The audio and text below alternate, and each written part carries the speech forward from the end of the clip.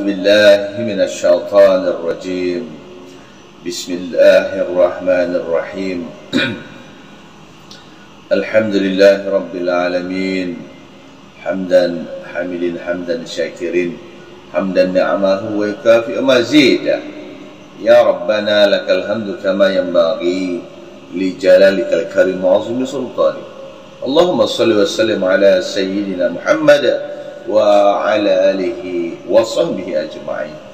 رب اشرح لي صدري ويسر لي أمري واحلل عقدة من لساني يفقهوا قولي. ربي زدنا علما وارزقنا فهما. Assalamualaikum warahmatullahi wabarakatuh. Salam sejahtera, salam Ramadan, ya. Alhamdulillah, teman-teman, saudara-saudaraku sekalian, sesungguhnya tujuan kita berpuasa menunaikan ibadah puasa pada bulan Ramadan adalah hendak mendapatkan ketakwaan kepada Allah Subhanahu wa taala. Dan nanti kata lain, kita menjadikan diri kita ini rapat-rapat serapat-rapatnya kepada pencipta kita, yaitu Allah Subhanahu wa taala. Yakin kepada Allah Subhanahu wa taala dan terus yakin bahwa Allah lah Tuhan kita dan Allah lah yang memberikan kita segala-galanya. Dan Allah tidak berat ataupun tidak sukar untuk memberikan kita apa yang kita mahukan, kerana kita taat kepada perintah Allah dan menjauhi segala yang dilarang oleh Allah Subhanahu wa taala. Tuan-tuan, saudara-saudara sekalian, ingatlah bahwa Ramadan telah mengajari kita tentang takwa. Kita berada di bulan Ramadan, kita mengamalkan semua ibadah-ibadah pada bulan Ramadan ini, tuan-tuan dan puan, adalah kerana arahan Allah Subhanahu wa taala. InsyaAllah. Maka kemanakah seterusnya kita hendak pergi selepas mendapat takwa pada bulan Ramadan? Tuan-tuan dan puan, saudara-saudaraku yang saya hormati sekalian, ingatlah bahawa dalam bulan Ramadan dan Ramadan yang kita akan dapat adalah takwa. Islam, iman, dua-dua digabungkan, kita akan mendapat takwa. Takwa yang kita mahu dari Allah Subhanahu wa taala. Maka tuan-tuan, saya akan tekankan di sini berkaitan dengan takwa itu adalah tiket untuk kembali ke syurga Allah Subhanahu wa taala. Tahukah kita bahawa kita adalah makhluk yang sebenarnya berasal daripada syurga? Datuk nenek kita telah Allah arahkan supaya masuk ke dalam syurga. Hendaklah kamu berada makan dan minumlah kamu dalam syurga, kata Allah SWT kepada datuk dan nenek kita. Maka kita berasal daripada syurga, tuan-tuan. Maka untuk kembali kepada syurga, tuan-tuan, kita mesti ada bekalan Islam, iman dan juga ketakwaan kepada Allah Subhanahu wa taala. Maka Ramadan mengajari kita. Maka jelaslah tuan-tuan bahawa takwa ini adalah satu tiket yang amat penting untuk kita bawa, dan satu tiket yang utama untuk menempah atau untuk masuk ke dalam syurga Allah Subhanahu wa taala.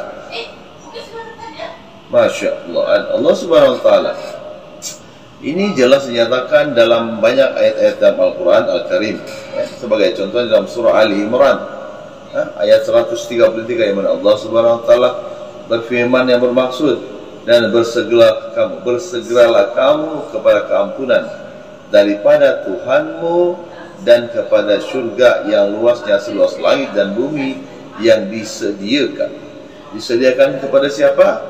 Tidak lain yang tidak bukan adalah kepada orang-orang yang bertakwa kepada Allah Subhanahu wa taala. Masya Allah. Ya, takwa ini tiket, ya, tiket untuk masuk surga Allah Subhanahu wa taala. Yang mana kata Allah Subhanahu wa taala bila menceritakan tentang surga ini, Allah Subhanahu wa taala menceritakan bahawa dalam surga ini segala kenikmatan beralam surga Allah Subhanahu wa taala ini. Begitu juga dalam surah An-Naba, teman-teman. Dalam surah An-Naba ayat yang ke-31 yang bermaksud, Allah SWT beritahu bahawa sesungguhnya orang-orang yang bertakwa itu akan mendapat kemenangan. Menang macam mana? Menang bila kita berlari pertandingan, lepas itu kita jadi johan. Itu namanya menang, tuan-tuan. Kemenangan yang sejati dan kejayaan. Kejayaan, tuan-tuan, apabila kita bercita-cita untuk mendapat begini, kita akan dapat itu kejayaan. Maka itulah sebenarnya yang kita harapkan. Dan masuk ke syurga itu jangan lupa kuncinya adalah takwa. Ya, kata Allah SWT. Ini juga tuan-tuan disusuli dengan firman Allah Subhanahu wa taala dalam surah Az-Zukhruf. Ya. Az-Zukhruf ayat 68 sehingga ayat ke-70.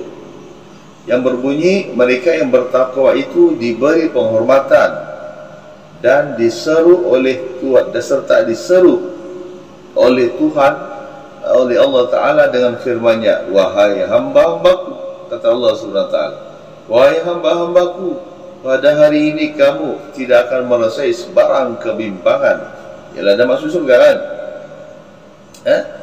Dari sesuatu yang tidak baik, janganlah kamu bimbang. Janganlah kamu bimbang. Sekarang kamu beralih surga ini, kamu tidak perlu merasa bimbang. Masya Allah, kerana membawa takwa itu. Dan kamu pula tidak akan berduka cita bila beralih surga ini, kata Allah SWT. Mereka itu ialah orang-orang yang beriman akan ayat keterangan kami, serta mereka menjadi orang Islam yang taat dan patuh. Mereka diberi sebaik-baiknya balasan dengan dikatakan kepada mereka, kepada orang-orang tadi itu, kepada orang Islam yang beriman kepada Allah Taala dan bertakwa ini, kata Allah Taala, udkhulu, masuklah kamu ke dalam syurga bersama istri-istri kamu yang beriman. Istri-istri kamu yang beriman, bukan istri-istri yang tidak beriman. Ada yang istri yang tidak beriman tidak masuk surga, kata Allah SWT, dengan menikmati sepenuh-penuh kegembiraan dan kesenangan. Masya Allah. Maka tuan-tuan, puasa ataupun Ramadan tuan-tuan adalah cara kita untuk mendapatkan tiket ke syurga Allah SWT. Begitu juga dengan puasa batin dan juga zahir. Tuan-tuan, dalam puasa ini melambangkan bahawa orang yang berpuasa itu sedang melambangkan orang yang berpuasa sedangkan mereka tidak memelihara lidah. Siapa yang tidak menjaga lidah, tidak menjaga tangan, anggota mereka, merupakan percakapan mereka dan pertuturan mereka.